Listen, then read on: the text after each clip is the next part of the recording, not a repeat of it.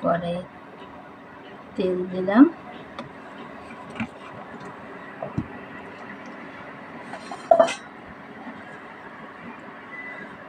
বন্ধ রাখ, তেলটা গরম।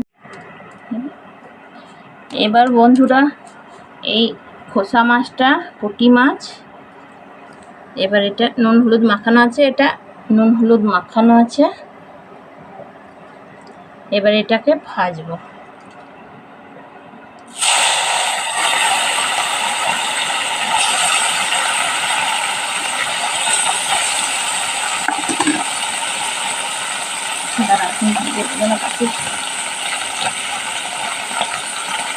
এই দেখুন, এটা লাল লাল করে কড়া করে ভাজতে হবে।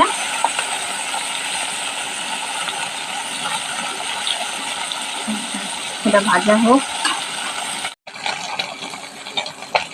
এবার আর একটু দেখবো যে এটা ভাজা হয়েছে।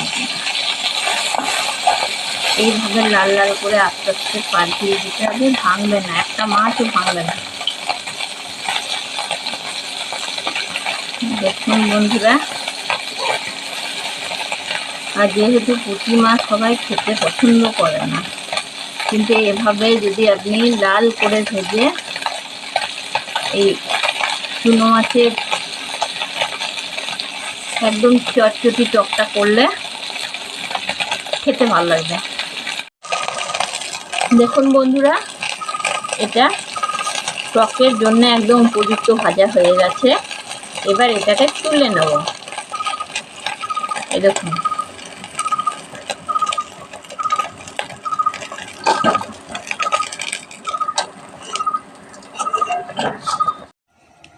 তেঁতুলের ছেঁচনটা গুলে রেখেছিলাম, দিলাম। তারপরে দেব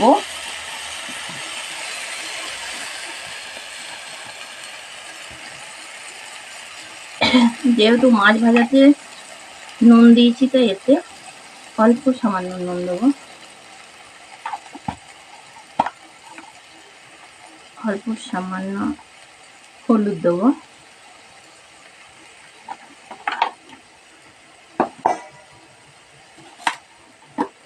সামান্য চিনি দেব। এই চিনিটা 1 চামচের মতন।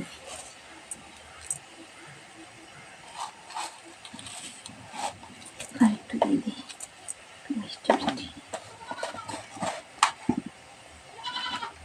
টকটা যাতে ব্যালেন্স করে ওর জন্য হালকা একটু লঙ্কা গুঁড়ি,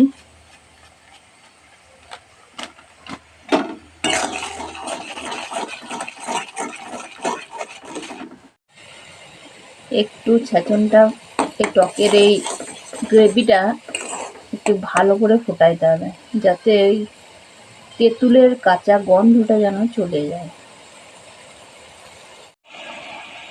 এই টকের ঝোলটা যতক্ষণ না মরবে ততক্ষণ হাই টেম্পারেচারে রাখতে হবে।